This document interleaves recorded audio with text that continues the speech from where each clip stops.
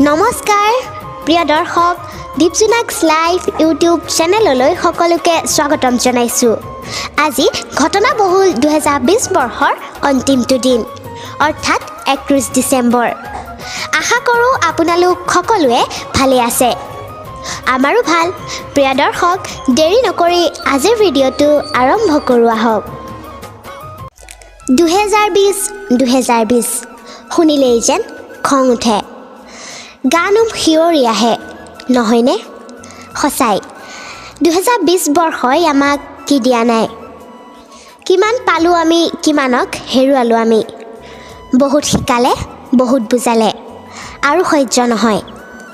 আকৌ ঘূৰি নাহক এনে এটি বৰ্ষ, ঘূৰি আহক মিঠা সময়, ঘূৰি আহক সুখ শান্তি আৰু সমৃদ্ধিৰে জীয়াই থাকক সকলো। জীৱনটো বাস্তৱতেই খুবেই সহজ, কিন্তু আমি নিজে ইচ্ছা কৰি আমাৰ কাম কাজবোৰৰ মাধ্যমেৰে তাক জটিল কৰি তোলোঁ।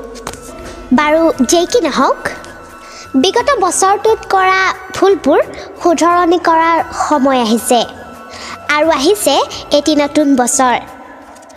গুচি যোৱা সময়ক আৰু কাহানিও উভতাই আনিব নোৱাৰে, কিন্তু আহিবলগীয়া সময়খিনিক আমাৰ নতুন কাৰ্যসূচী ঠিক কৰিব পাৰি।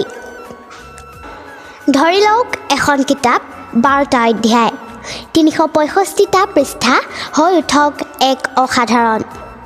কেৱল মাত্ৰ কেলেণ্ডাৰখনহে চেঞ্জ হৈছে, বাকী সকলো কাম আৰু লক্ষ্যবোৰো একেই আছে।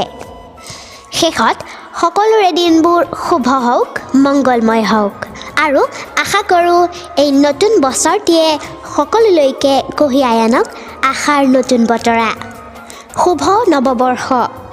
আকৌ নতুন প্ৰভাত হোৱাৰ কামনাৰে আজিলৈ দীপজ্যোতিক অনুমতি দিয়ক। নমস্কাৰ, জয় আই অসম।